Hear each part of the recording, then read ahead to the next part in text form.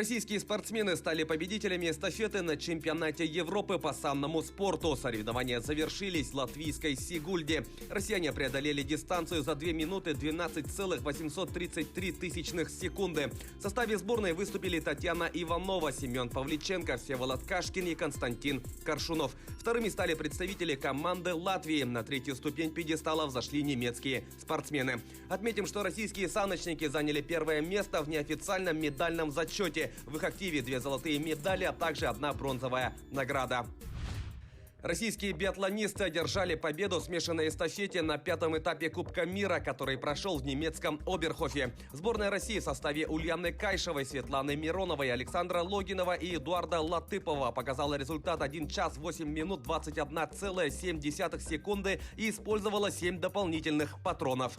Второе место заняла команда Норвегии, третьими стали представители Франции. Благодаря этой победе россияне прервали антирекордную серию из 43 гонок без наград на этапах Кубка мира. Предыдущий раз медаль завоевал Логинов, став третьим в гонке преследования в феврале прошлого года. Следующий этап Кубка мира пройдет также в Оберхофе с 13 по 17 января.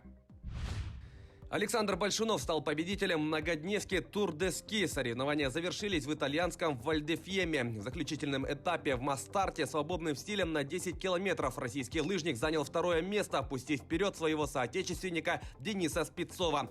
Большунов выиграл Тур де Ски с результатом 3 часа 32 минуты 32,3 секунды. Вторым стал француз Марис Манифика, третьим Спицов. Победа на этом этапе позволила Большунову укрепить лидерство в общем зачете Кубка мира.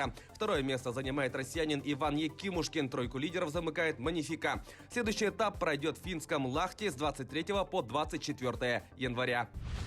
Московский ЦСКА в гостях одержал победу над петербургским СКА в матче регулярного чемпионата континентальной хоккейной лиги. Встреча завершилась со счетом 2-3. В составе столичного клуба шайбы забросили Артем Сергеев, Иван Телегин и Константин Акулов. У хозяев льда дублем отметился Андрей Кузьменко. ЦСКА продолжает лидировать в турнирной таблице Западной конференции, набрав 67 очков. Петербуржцы идут следом на второй позиции, имея в активе 60 пунктов. В следующем матче московские хоккеисты на выезде сыграют с рижским «Динамо», а СКА дома примет Сочи. Обе игры состоятся 12 января.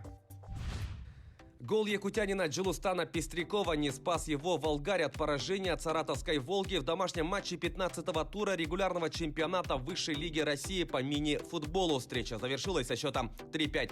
Теперь в активе Пестрякова 3 результативных удара в текущем сезоне. Напомним, экс-игрок якутской «Зари» и сборной Северо-Восточного федерального университета стал футболистом астраханского клуба летом прошлого года. Сейчас «Волгарь» идет на 13-й строке турнирной таблицы Западной конференции, имея в активе 10 очков после 15 игр. Якутянин Артем Соколов в составе Чертанова проведет сборы в Турции перед стартом второго круга футбольной национальной лиги. На турецких полях игроки московского клуба проведут 2 тренировочных сбора. Первый начнется с 21 января, а второй с 8 февраля. Известно, что в ходе подготовки Чертанова проведет ряд контрольных матчей с местными командами.